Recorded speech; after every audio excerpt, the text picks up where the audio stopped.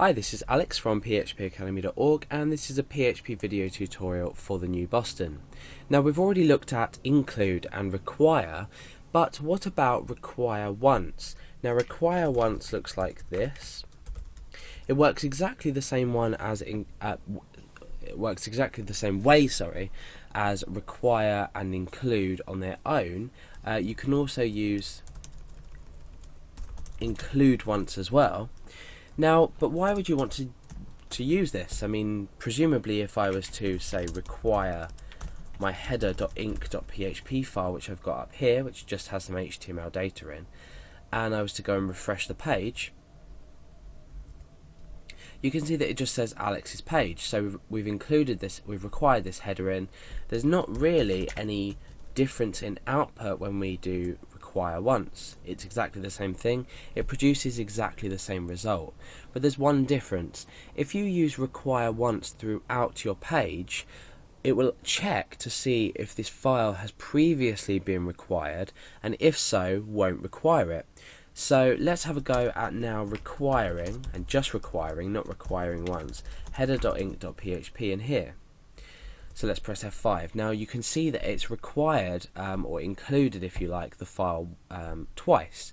Now bear in mind that throughout this whole process we can use the include once as well as the include.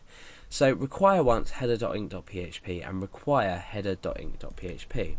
So now what this has done is it's required header.inc.php once, but then it's required it again without using the once. So let's try and swap these around and see what result we get out.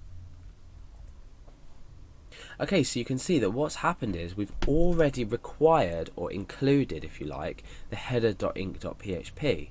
So now what this statement will do, if you like, it will check to see if the header.inc.php has already been included, and it will include it if it hasn't been included, and if not, then it won't. And require once is similar to doing something like this.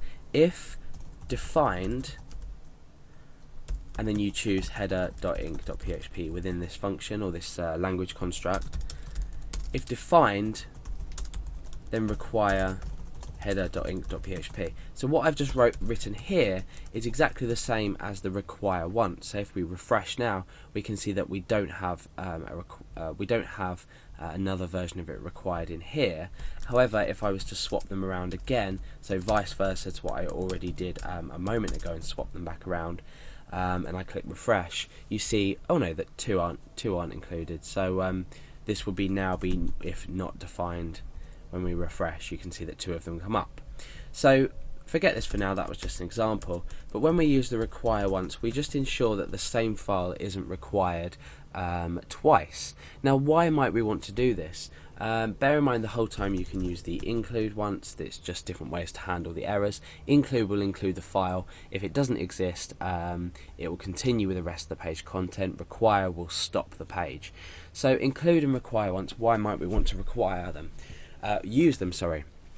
So if we've got a large, say, core file where we're keeping variables, different functions, connecting to our database, just things like that, and we then go to require the file twice, we're significantly slowing down the execution of the page. And the reason for this is requiring something twice or including something twice without using this underscore once means that it will actually require it twice. So you'll be processing an include page more than once. So that's the main reason that you would use it. Some people have said that the require and include once language constructs will actually slow down a page anyway.